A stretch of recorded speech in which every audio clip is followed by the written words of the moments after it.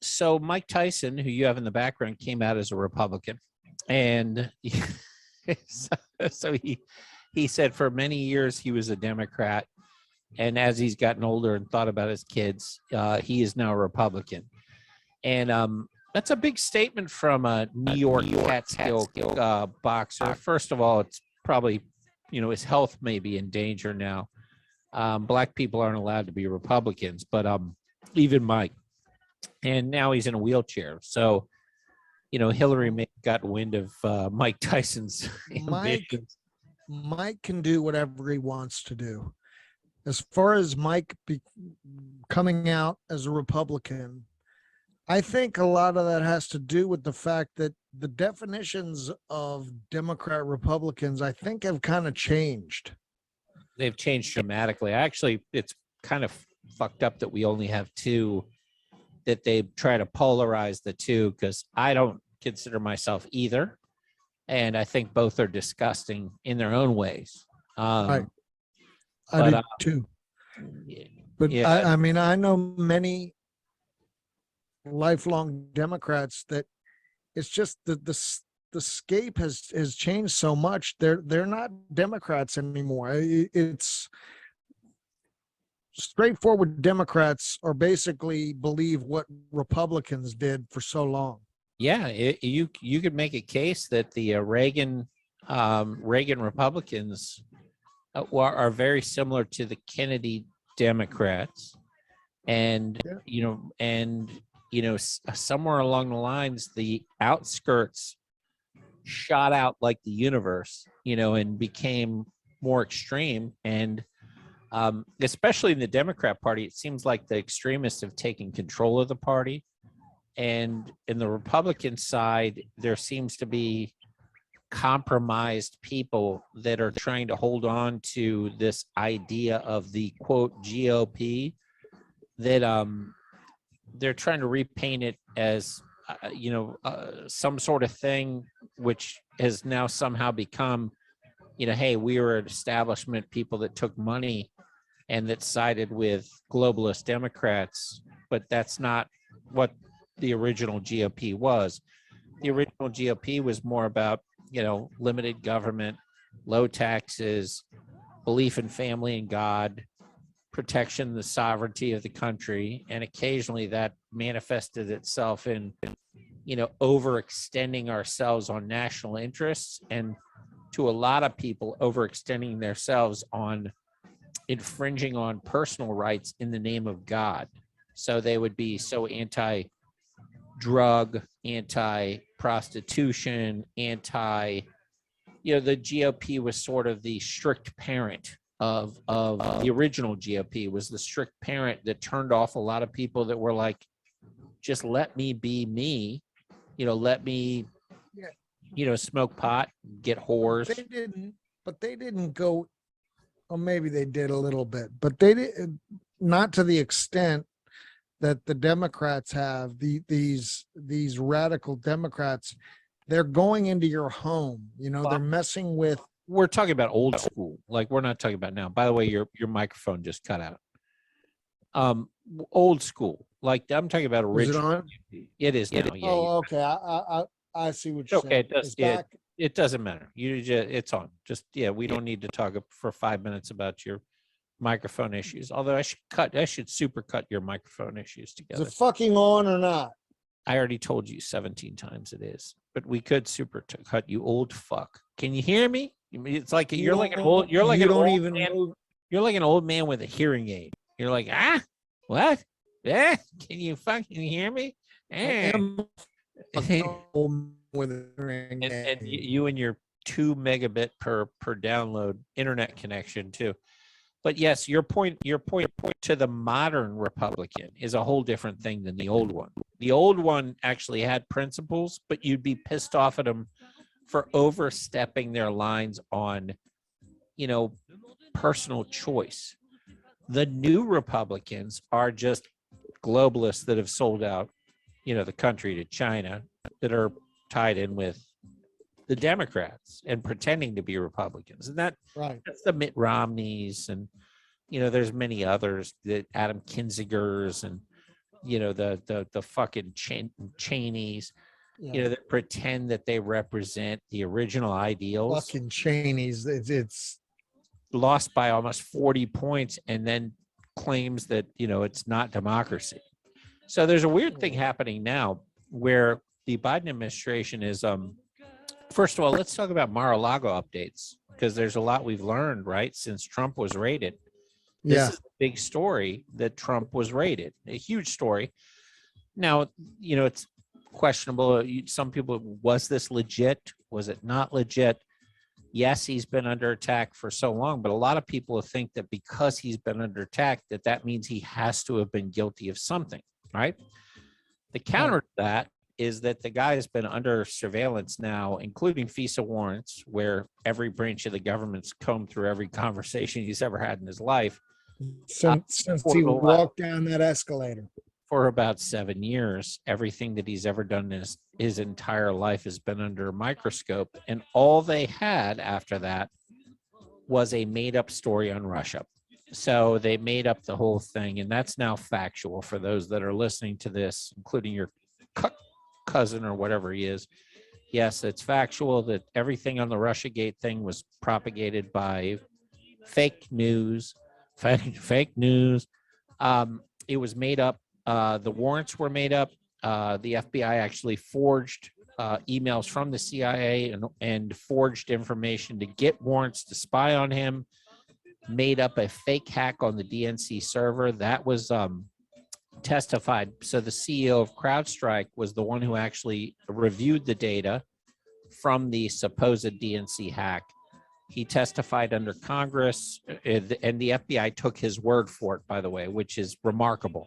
When you think about the fact that they never even had a mirrored database and never even reviewed the information, they took the CrowdStrike CEO's word for the fact that there was a hack from Russia. When he was under oath, he claimed that there is no evidence that Russia actually hacked it. And I can tell you, as an IT expert, that it did not happen and was impossible to have happened. Why? Okay. So everyone heard about Russia hacking the DNC. It's impossible for the following reasons. The download speed of the files that were hacked were encrypted in the actual files themselves. Those download speeds did not exist through any internet connection at the time of the hack, meaning that those files were taken from a local drive and not through the internet. The official narrative is they were taken from Romania through somebody called Guccifer. So Guccifer, through an internet connection, somehow in some third world country, managed to download at speeds that did not exist. There's your first piece of evidence. Then there's multiple sub pieces of evidence. Now that we know it's impossible, then you could add on the other ridiculous claims. For example, that the Russians used outdated software to hack, that they used a Russian keyboard to hack. And my favorite part is they used a Russian IP address to hack. So right now I'm talking to you through a VPN. The VPN actually chooses a separate IP address. They want you to believe that the Russian government doesn't know how to do what every 10-year-old in the United States knows how to do, which is hide their actual IP address for a professional hack of the DNC. So the whole thing was made up. And Seth Rich probably was the person who did it, according to Seymour Hersh, one of the greatest journalists of all time, who says he has inside information. And poor Seth Rich isn't with us anymore. So Seymour Hersh actually has a audio file where he says a high-ranking official at the FBI explained that, yes, the FBI had the laptop, which turns out it's true. At the time, the FBI said they didn't, and Seth Rich is no longer with us. So that the hack from Russia, I can tell you without question, from an IT perspective, based on what I've seen on the forensics, didn't happen the way that we were told. Doesn't mean that I know anything else, but I can tell you the download speeds, they didn't exist back then. So now moving on to Trump, the same team of people that were responsible for that whole thing are apparently responsible for this raid. Now, what is the actual raid? Okay. So they've accused the Donald, our orange-haired or orange-faced freak, of the following crimes. Here are the three crimes that they've accused him of. 18 USC 2071, concealment, removal, or mutilization of information. 18 USC 793. This is on the warrant, by the way. This is on the affidavit. 18 Right. USC 793, gathering, transmitting, or losing defense information. 18 USC 1519, destruction, alteration, or falsification of records in federal investigations. Those are the three, potential crimes that what's missing off there that's pretty telling is nothing about classified information. Nothing about classified information. The reason that's very interesting is because Trump had a standing order, according to Trump and according to all of Trump's staff and according to presidential records, that everything that left the White House that went to Mar-a-Lago was automatically declassified. And that would make sense because Trump didn't use Camp David. Mar-a-Lago was his Camp David. Basically, Trump said, Camp David is trash. I don't want anything to do with that. So he wanted to stay where he thought, he wanted to see gold and people telling him how great he was and play golf. And I guess Camp David is, maybe run down. So there was a standing order. The other part is Trump declassified all of the Crossfire Hurricane documents, which are all the documents about what we were talking about, the fake investigation, the Russia collusion. Right. So these documents are not packed by Trump himself. Trump doesn't move himself out of the White House. They're packed by the GSA. So the GSA packs everything up out of the White House and ships it down where it's supposed to go. And Trump had a locked room at Mar-a-Lago. This is 18 months ago that Trump declassified Crossfire Hurricane. Now, typically in a declassification, it takes 3 days for the process to work, where a declassification is ready for public publish, where they get the order, they redact, they publish. It's been 18 months and they haven't done it, which says Trump wants it out and the people that it implicates do not want it out at all. They are delaying. So if these documents are in Mar-a-Lago, 18 months later, they haven't been released. That's kind of telling that something happened that was not supposed to. We already know that that's the case, but now we know how serious it could be. We could be talking about criminal referrals for a large amount of people that have a lot of power. So the FBI came down in June, reviewed the files in Mar-a-Lago, and recommended to put another lockup on the door and said, these are the files. Perfectly normal. Now, apparently, all of these are declassified, or else, under the criminal referral that the government has for the affidavit, they would have handling declassified information in as a criminal referral. So they know that these are not these are declassified, or else that would have been part of it. So all the shit, for all the people listening to this, it means that every news story you've heard on the air, if you're watching CNN, MSNBC, Fox, including Fox, every story that talked about, does he have nuclear secrets? Does he not? Does he have classified information? Does he not? Completely irrelevant. And the government knew it when they executed this raid, or else they would have had mishandling of classified information front and center. So every story from every news anchor that you think you trust just ate a big fat dick with this revelation. And to some of you, no, it doesn't. It doesn't. No, it does, because that's the biggest criminal complaint. They said he had nuclear secrets. You saw none of that. Right. So what did the affidavit actually say? What the affidavit actually said is that they used, so they blocked out all of it. It became a laughing stock because it's all redacted.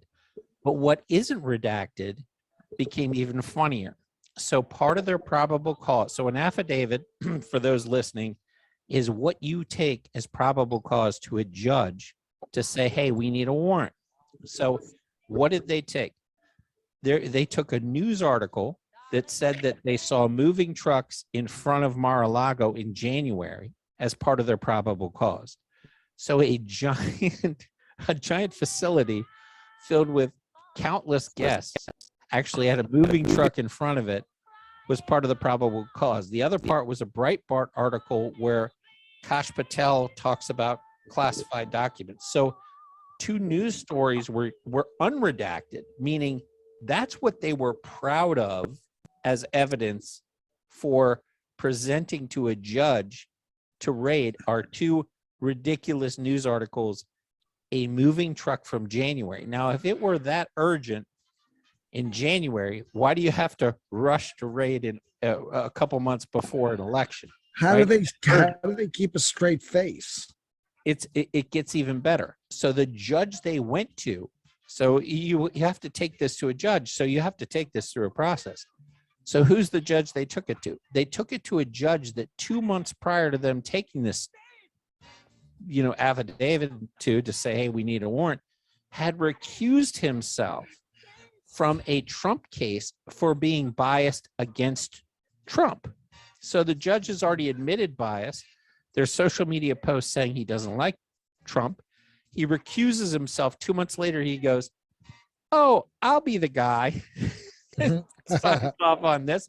And even better, this is a judge that came out of retirement, not out of retirement, came out of a government position, left a government position specifically to work for Epstein. So the same Epstein that trafficked children, that was banging children, had his own island, Right. notorious guy. So they didn't even find a clean judge that's clean and uncompromised. They went to a judge that is admitted bias against Trump, that literally worked for trafficking children, for raiding our ex-president. So you guys couldn't even, I mean, here's the thing. I don't know all the details, but I'll tell you this. The fact that you all give a shit so little, hopefully they're listening, give a shit so little that you couldn't even find a clean judge. You had to go to Epstein's judge. You had to go to Epstein's judge that had recused himself from a Donald Trump case. And then you had to unredact everything except for a moving truck story in January. And then you actually had to not include classified documents as part of the reason. Is ridiculous. Now, the second thing on the obstruction. So they're actually saying that one of these charges that I was reading is destruction, falsification of records, concealment, removal, and mutilization. So under concealment, it's the obstruction. They're going after concealment because they asked him to put another lock on the door, the FBI, in June, and he put another lock on the door. So they did what they told him to do, and then they tried to go after him for that, which might be just a tiny bit of a tip off 3 months before an election that this might be political. Now, the best part for me is the Biden administration said we had no idea this happened. And everybody that knows how this works goes, bullshit. Well, it was only about a couple days later that they actually found coordination between the Biden campaign and this, going back many months, where Biden actually had to waive presidential immunity. He actually had to waive Donald Trump's presidential abilities in order to make this raid happen. So they coordinated directly. So basically you have the president of the United States going after his number one political adversary, waiving their actual presidential privilege, not immunity, presidential privilege, to get the terms right, to go after his biggest competitor for the next election and pretending he didn't know. Now, the fact that he pretended he didn't know when he clearly was coordinating it, now that we know, if he had come out and said, yeah, of course I knew about it, you'd be like, okay, maybe there's something legit here. But the fact you have to lie about it, also sends up some red flags. And the fact that you have to waive somebody's presidential privilege in order to substantiate the raid, forgetting the fact that the warrant is basically so broad, it's everything that we were writing the Fourth Amendment against. It's a blanket warrant. It's like we can grab everything from everywhere and we'll find a crime. They even grabbed personal confidential records from Trump and his attorney. So you're not allowed to do that either. That's also illegal. So basically the FBI committed way more crimes than we know that our ex-president did in trying to frame him for crimes. And I'm not a Trump guy, but this is really, really, really bad. So this is not how it should work, Jimmy. They're so fucking shameless. They're so shameless. They get caught right with their hand in the cookie jar and they just ignore it. I mean, it's like, it's like your kid, man, when he's 2 and he's literally standing there shitting his pants, and you ask him if he has to go to the bathroom, he says no. Nope. Well, here's what's more shameless. So Biden goes on and he called, everybody who voted for Trump semi-fascists. So think about this. We're 3 months before an election. We're less. He just called everybody who didn't vote for him. He's a fucking idiot. How could you even look at him and be like, hey, that's the guy I want? He called everybody. It's the same mistake Hillary Clinton made when she called all of us. It's not a mistake anymore. This is now the party line. Okay. So then it was a mistake. Now it's the party line. He calls semi-fascists, right? The person running for Florida governors doubled down and said he did the right thing. His White House press secretary today says that, quote, the people who voted for Donald Trump are a threat to our democracy, to our freedom, and to our rights. So it's no longer a mistake. It's actually the party line is to vilify half the country, call them evil, a threat to the democracy. So think about the irony here. Democracy is you vote for who you want to go. If you don't vote for us, you're a threat to the democracy. The irony is amazing because that statement is anti-democratic. It's basically, it should be, hey, vote for whoever you want. I want to earn your vote. Now it's, if you don't vote for who we vote for, we're going to come get you. What is it? Right. What'd you say, Jim? Go ahead. I said that is fascism. It's the exact, so rating your political opponent is fascism, and telling people that they can't vote for anybody but you or else they're evil is fascism, while they're calling demonizing people with different beliefs. Well, correct. 100% of what they're saying the other side is what they are. Now, the other funny part, because we like to find humor in these situations. So Biden came out and said, he made, he had earlier said you can't overthrow the government, with other things. So Biden came out and said, to those that are into the First Amendment, you can't do shit against unless you have F-15s, was his statement.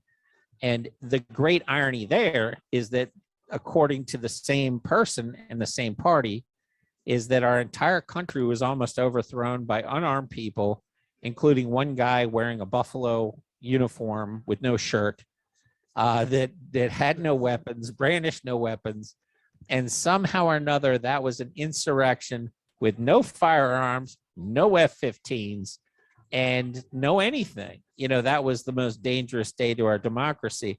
And yet, according to our current president, at least under some questionable circumstances, he has now said that guns will not help you. Apparently, only body paint and elephant or buffalo hats will. Those are the secret weapons to overthrowing the government. Really? So give me some context for that.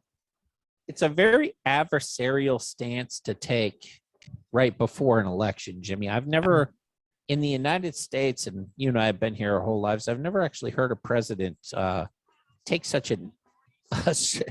I've never heard a political party call the other side evil as a matter of practice right before an election. They must have real confidence that their incredible economic policies, that their incredible job policies or other are going to work, or maybe the fix is in, according to conspiracy theorists.